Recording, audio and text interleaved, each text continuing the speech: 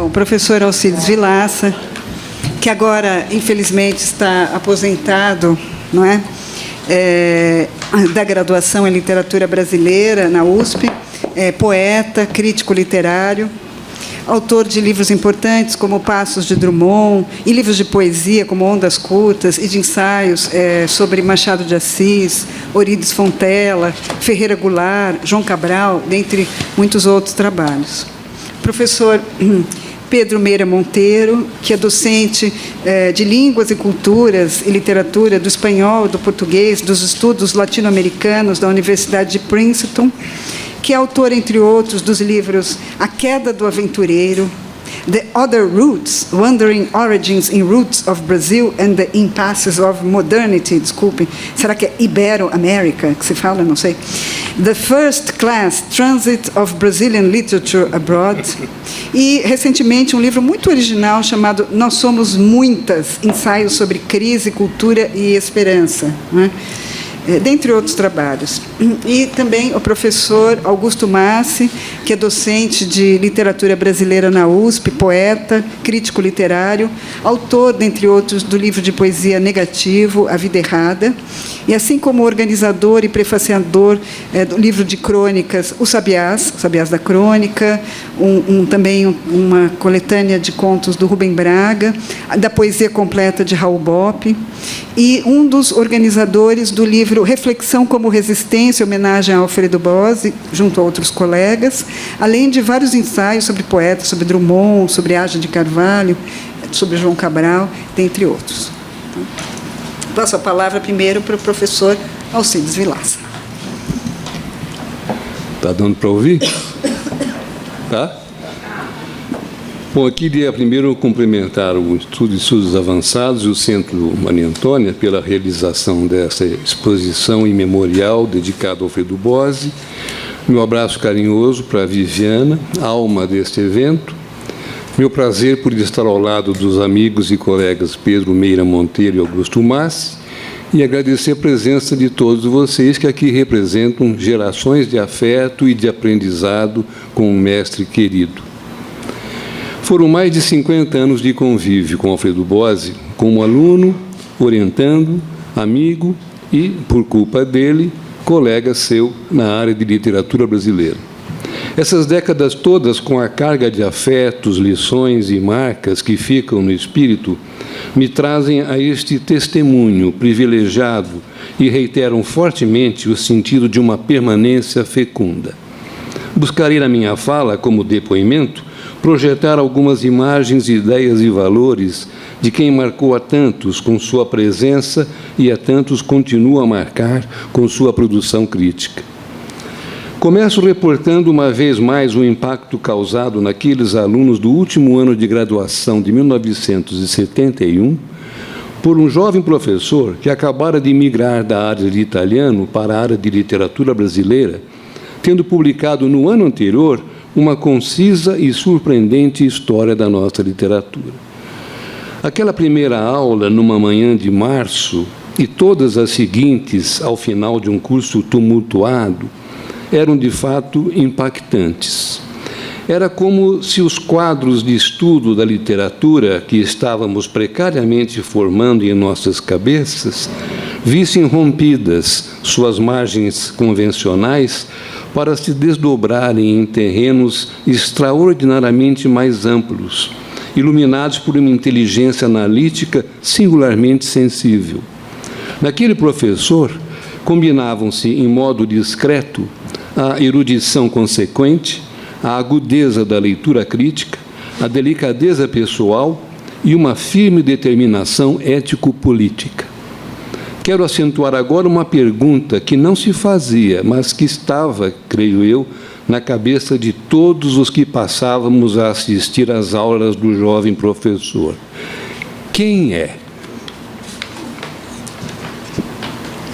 A pergunta não se banalizava como simples curiosidade, germinava dentro de cada um como uma interrogação intrigada diante da singularidade da pessoa, melhor diria, diante da atividade pública de um autêntico sujeito, provido ao mesmo tempo de uma compactação da personalidade e de inspiração libertária, tão oportuna naqueles dias. Ser rigorosamente um sujeito nos idos dos anos de chumbo da ditadura era resguardar para si e para todos uma individualidade sem rendição, um ser que não admitiria esquecer seu âmbito comunitário e sua expectativa social.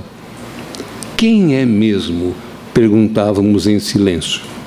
Quem se atreve a combinar o terno formal com o alargamento de horizontes, a cerimônia do tratamento pronominal com a verdade do respeito, a disciplina do pensamento com a frequência das hipóteses, a base implícita da fé religiosa com uma firme prática política, a gravidade natural com o humor desconcertante, a negatividade dialética com a utopia dos projetos. Confesso que, para mim, a pergunta continua, não como interrogação perplexa, mas como desafio de um progressivo reconhecimento.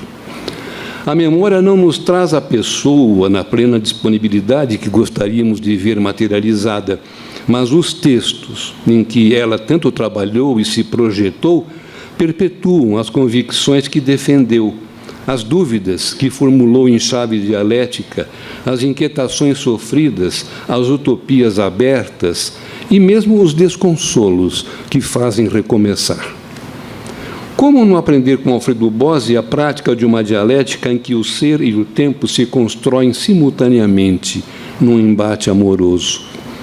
Para tratar da poesia, talvez a arte de sua mais apaixonada eleição, o crítico não colocou lado a lado a dimensão ontológica e a inserção histórica, mas integrou-as num mesmo movimento e reconheceu como fundamental o timbre da resistência contra-ideológica, que atua na raiz e na expansão do poético.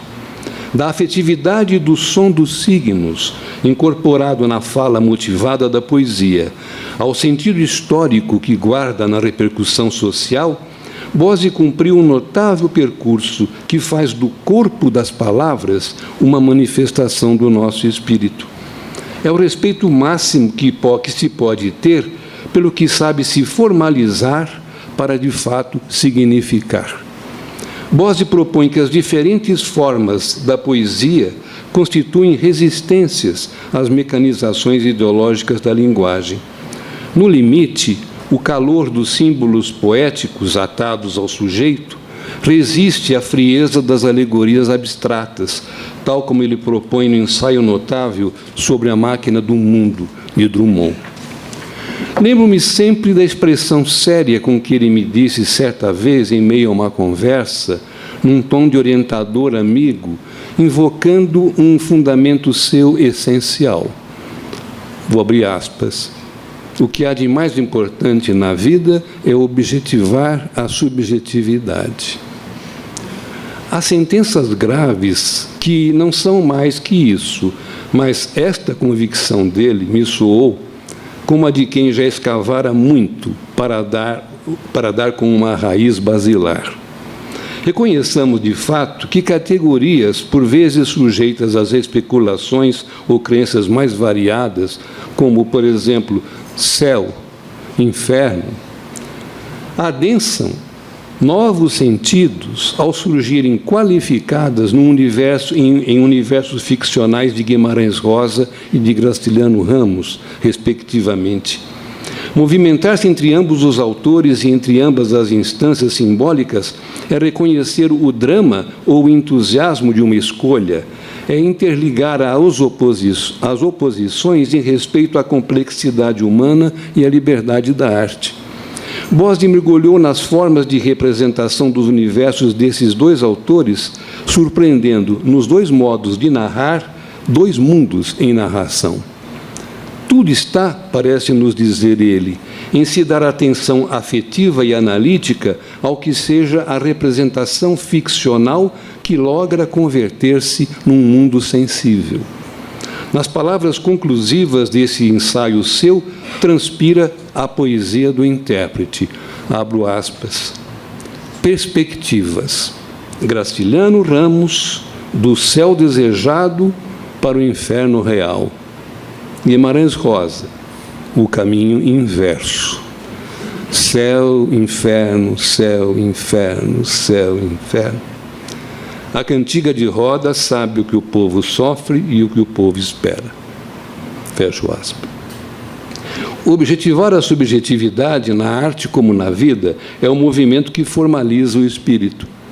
Me atrevo a trazer essa convicção de Alfredo Bose para algumas observações pessoais que tanto gostaria de ter compartilhado com ele a respeito destes 3 versos que Drummond criou para a estátua da Pietà de Michelangelo. Dor é incomunicável. O mármore comunica-se. Acusa-nos a todos. Tão logo conheci esses versos de Drummond, sentia haver neles a companhia de Bose junto ao olhar do poeta, diante de Maria com o filho morto no colo. Sentia haver nesses versos uma articulação de elementos muito caros ao nosso professor amigo. A atividade subterrânea de uma paixão, a proposição da arte e do artista desafiados, a sacralização do olhar e os valores da história cristã. Com a afirmação de que dor é incomunicável, o ponto de partida se coloca na natureza mesma dos nossos afetos, inomináveis a princípio, absorvidos como sentimentos inefáveis em sua emergência íntima. A comunicabilidade humana parece não chegar ao que nos é essencial, a experiência sem palavras da pura interioridade. Mas precisamos comunicar, e convocamos o peso do mármore para representar uma paixão. Ele comparece pelas mãos de Michelangelo e converte a dor silenciosa de Maria na figuração do olhar baixo que promove essa dor profunda e sem qualquer exaltação. A verdade do mármore, a conquista da forma, comunica para nós o que poderia jazer para sempre sem qualquer expressão. O mármore objetiva a arte de Michelangelo, que se assenta na objetivação da dor de Maria. O conjunto não é ameno, acusa-nos a todos. A acusação vem da mãe. O que fizeram com meu filho? E reporta ao sentido mesmo do sacrifício cristão. Sempre que posso, encareço aos meus alunos essa tarefa de todo intérprete da arte, reconhecer o peso definidor e decisivo do mármore, das palavras, das imagens, dos símbolos, para se reconhecer nas formalizações específicas o sentido empreitado pela arte no centro de uma possibilidade histórica. A convicção de Bose se manifesta o tempo todo nessa súmula tão lapidar, objetivar a subjetividade. Ou, como tão bem definiu Franklin Leopoldo e Silva, a propósito do pensamento crítico do nosso mestre, abro aspas, a verdadeira dialética deve incorporar a dimensão das forças objetivas dotadas de uma lógica impessoal e o papel do impulso das vontades na trajetória da realização dos projetos de sujeitos que são também agentes históricos. Força objetiva para o impulso da vontade. A objetivação das formas, reconheçamos, não é sem drama. Ela percorre o difícil caminho do incomunicável para o comunicável, um trajeto onde perigosamente podemos desviar nosso olhar da matéria viva da criação para cairmos numa formalização já falsificada pela ideologia, quando tudo se enrijece num modo de pensamento consumado. Em sua disposição dialética, Bose não hesita em discriminar quais seriam, a seu ver, as formações contra-ideológicas a defender. Quais sejam a pesquisa científica, a autorreflexividade, o pensamento enraizado no trabalho, a religião desalienante, a arte, a cultura de resistência. não é preciso lembrar o quanto se tornou ainda mais imprescindível nos dias que estão correndo o fortalecimento dessas formações contra-ideológicas. A objetivação das formas deve ser reconhecida no interior dos processos históricos. Alfredo Bose não quer perder nem a interioridade do olhar, nem a expansão daquilo que cativa os nossos olhos. Ele sempre se mostra sensível ao fenômeno complexo do olhar, quando o posicionamento qualificador de quem olha se projeta na qualidade do que é olhado. No ensaio Interpretação da Obra Literária, de Céu e Inferno, os conceitos de perspectiva e tom são acionados como postos a ocupar pelo intérprete da arte. Há que se reconhecer a perspectiva, a visada histórica, o lugar de quem olha, para ajuizar algo do que foi olhado e representado. Não por acaso, o último livro publicado por Bose se dedicou à arte e conhecimento em Leonardo da Vinci, para compreender o lugar original, histórico e movente da visada leonardiana.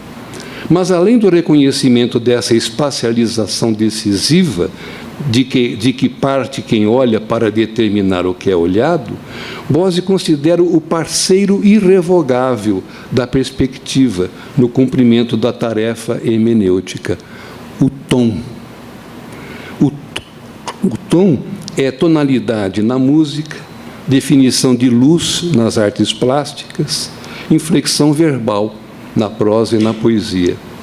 Quanta ênfase deu ele permanentemente à leitura em voz alta. Na literatura, o tom é a manifestação de uma regência íntima do sentido daquilo que se expõe. Trata-se de depoimento seco, de sátira, blague, ironia, confissão, recato, explosão colérica, reflexão lírica. Não há como ignorar o que tem de produtivo, sobretudo para os jovens intérpretes, essa lição de Bose quanto à necessidade de se reconhecer com plena atenção a perspectiva e o tom que estarão tanto na obra a ser interpretada como no discurso do intérprete. Sente-se de perto, nessa convicção de Bose, a lição de Vico, de quem ele lembra que, aspas, o centro vivo de um texto será sempre um complexo de imagens e um sentimento que o anima. Perspectiva e tom. Há, de fato, uma permanente pedagogia na sua atividade crítica. O peso inteiro dessa responsabilidade parecia, por vezes, pousar sobre seus ombros, baixar-lhe os olhos. Um magistério crítico tão incisivo, por vezes, beira o dramático. Já era assim que sentíamos, naqueles idos da nossa graduação, a responsabilidade entre segura e sofrida de quem se via, sim, como um propositor e debatedor de valores a jovens aprendizes num tempo opressivo. Sua permanente preocupação com a educação pública em nosso país, em todos os níveis, manifestou-se pelos livros e pelos jornais, inclusive para combater aquela atividade política quando reduzida a um fetiche que pretenda dominar as mentes com sua estreiteza. Isso me lembra uma conjunção de tonalidades pessoais, conjunção que era característica dele, dispor que a severidade honesta é parte do afeto verdadeiro.